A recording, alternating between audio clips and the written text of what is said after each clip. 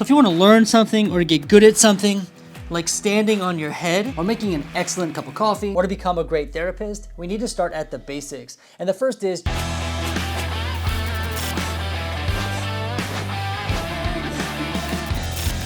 is just identifying that passion, that pursuit, that thing we want to get good at. And number two is, how do we actually pursue that? How do we get good at that thing? And that is what we're going to talk about in today's video.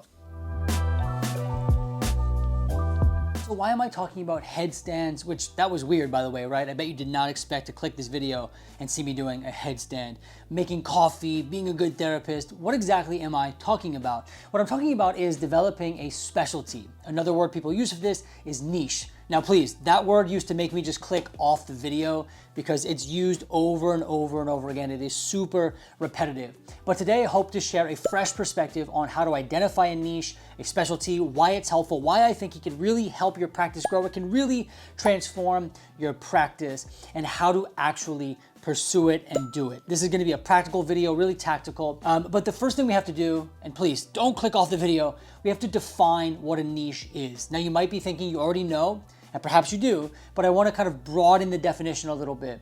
But let's start with the basic definition. A niche is essentially developing a specialty, an area of expertise. Let me use the metaphor of a primary care doctor. You have a primary care doctor, right? That's usually the first doctor you go to when you feel sick or you got hurt. And then from there, the primary doctor diagnoses the issue and sends you to a specialist. So if you go to the primary care doctor with a toe injury, they might send you to the podiatrist. The podiatrist is the person who specializes in the feet. And having a specialty as a therapist is crucial to growing a private practice. Now, when I talk about that, there are typically two concerns that come up for people. So I'm actually reading a book right now on ADHD. In fact, I've read a ton of books on ADHD. I'm always reading about ADHD because this is one of my niches and one of my specialties. Now, people often tell me that one of their biggest issues is not having a specialty or not having a niche. Now, I do need to say that a niche or a specialty is not something you just graduate school with. It's not something that just happens. So there is a point in time where you don't have a specialty or a niche. Now, when I came out of grad school, I certainly did not have a niche or a specialty. I didn't know anything about ADHD except the very, very basics of what I learned in grad school. I wasn't really familiar with DBT. So when you first come out of school and you're first starting your career, this is a time and a place to really begin exploring your niche, your specialty, what that might be. And we're gonna talk about that in detail a little bit later in the video, but I at least wanna normalize right now that a niche and a specialty, it needs to be worked towards, it needs to be built up. So if you don't have one, that is okay. And if you are late in your career or you feel like you've missed the boat, you haven't. We have not missed the boat. We can always keep learning and we can always keep growing. And another issue I see people running into is that their definition of what a niche is way too narrow. They feel like a niche has to be some sort of specialty, something like ADHD or anxiety or depression. They feel like a niche has to be tailored to a specific clinical issue.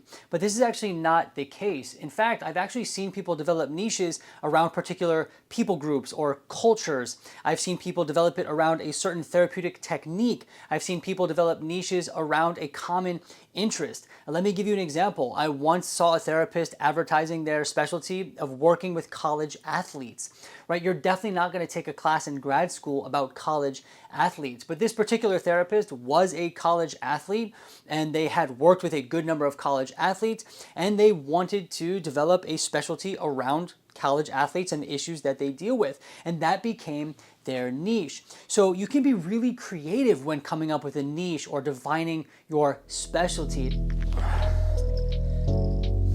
But this definitely begs the question then, how exactly do we determine or establish a niche and a specialty? And I'm actually gonna break this down into two parts. And the first thing to think about, I'm gonna broadly define as your interests. These are the areas that you're interested in, you're naturally drawn to. So are you drawn to a particular clinical issue? That is certainly something you can do, right? Some people are drawn to helping people with anxiety or helping people with depression. Are you drawn to a certain modality? I was really drawn towards DBT when I learned about what it was and how it helped people. That is one of the reasons why I pursued further training in DBT. What exactly are you interested in? And you want to take inventory of that. Now, if you're just starting out in your career, your whole goal is to kind of see what you are interested in, right? Get a broad range of experiences, see what you like, what you don't like, and begin to just really take note of those things that interest you. The second category I'm going to broadly define as needs.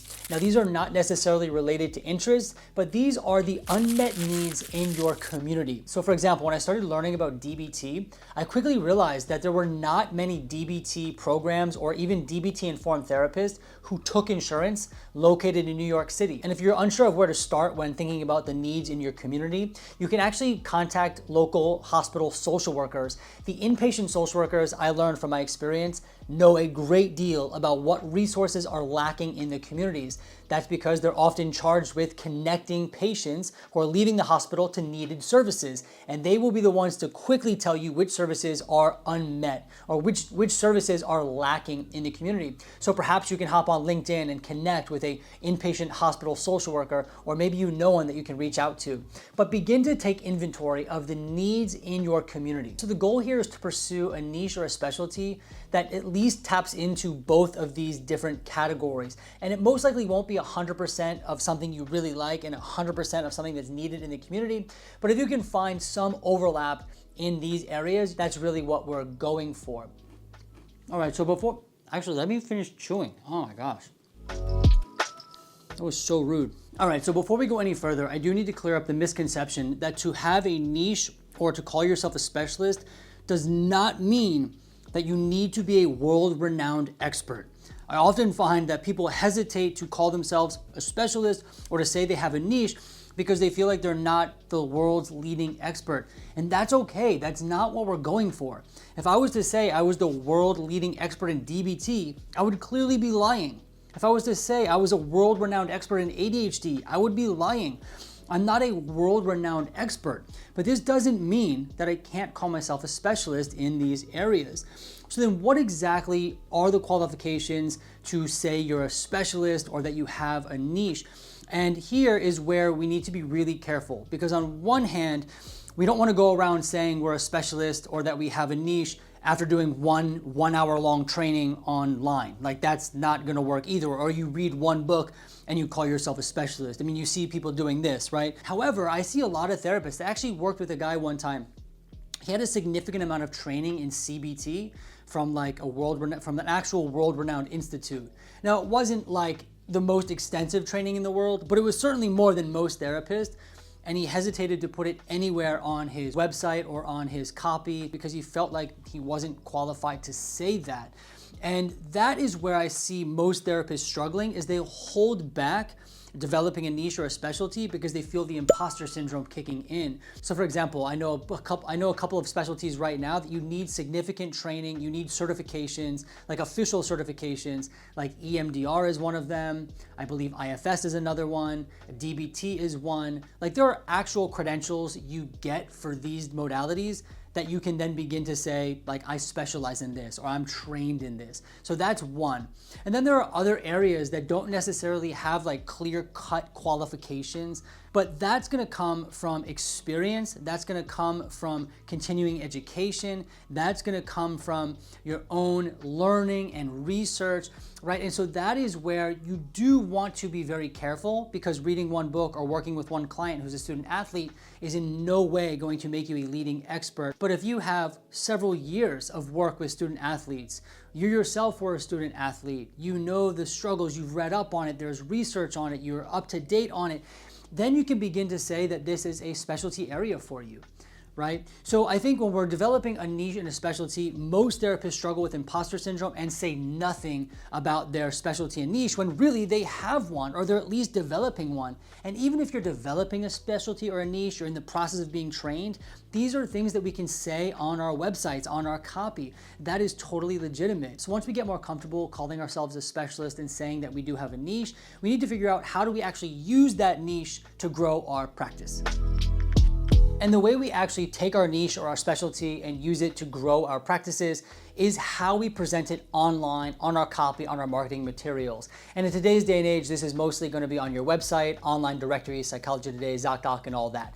Basically, when someone searches for you or they search for the specialty they're looking for, are you popping up? Are you using the right keywords? How are you presenting yourself as a specialist online?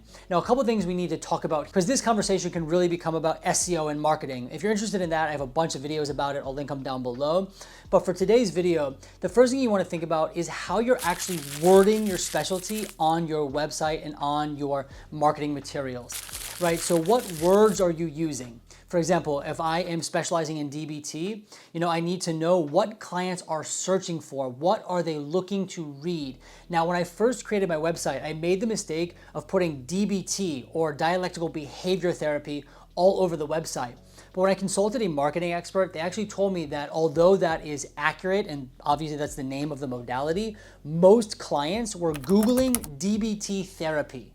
If you actually put that together, dialectical behavior therapy, it doesn't make much sense, but that's what clients were searching. You'll notice on my website now, it says DBT therapy, because I know that's a keyword people are searching for. And a lot of people get into trouble here because they'll use clinical jargon or lingo on their websites, like, for example, DBT, or they'll use EMDR, or all these different things, right? Now, all those things might be fine, and maybe they are the right words, but you at least want to do the back-end research. And if you want to do a really simple keyword search, what you can do is start typing in DBT in Google search, and it will give you all the suggested searches that are coming up. And these are often the commonly searched things. And start to see if that is language you can incorporate into your websites, into your profiles, and things like that. And the other thing is, which might be kind of obvious, is just make your specialty really clear. So don't just have like one little line about it. If you look at my website, it has DBT and ADHD pretty much throughout the website, because this is what we focus on. This is one of our specialties.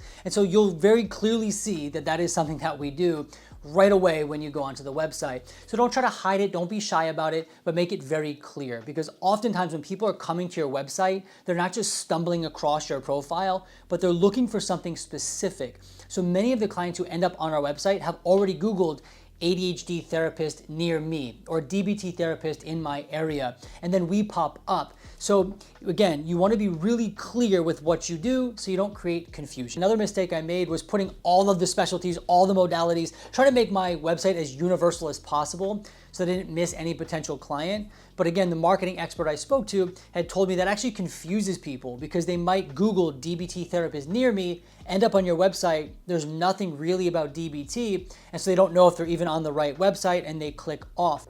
All right, yeah, I'm actually wearing a different shirt, and it's a new day. I actually was just uploading my footage into the computer and almost had a heart attack, because half of the footage, or at least half of this last clip, had no audio.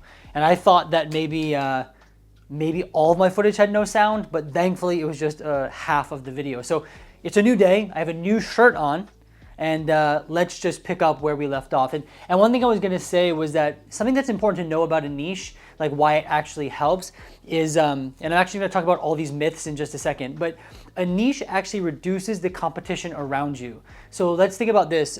In New York City, I'm gonna make this up, but it's a very large city. Let's imagine there's 100,000 therapists in New York City, right? Now, if everyone is a generalist, and you imagine someone is looking for a therapist, there's 1 in 100,000 chance that you'll be chosen to see this client, right? What's this? Yeah, that was a spam call. That's really frustrating in the middle of filming a video, but here we are. So anyway,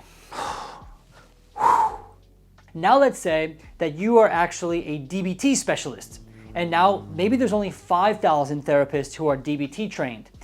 Now the competition is much less. There's a greater chance that you'll be sought after for a consultation by someone. And that is what having a niche does. It reduces the competition around you in that regard. Now, people might say, well, if the competition is reduced, well, then there's a less likely chance that someone's looking for a DBT therapist. I mean, how many people are looking for that? Am I gonna reduce the chances of being found because I'm narrowing my specialty down to something so specific? And that's actually a myth, which I'm gonna talk about now.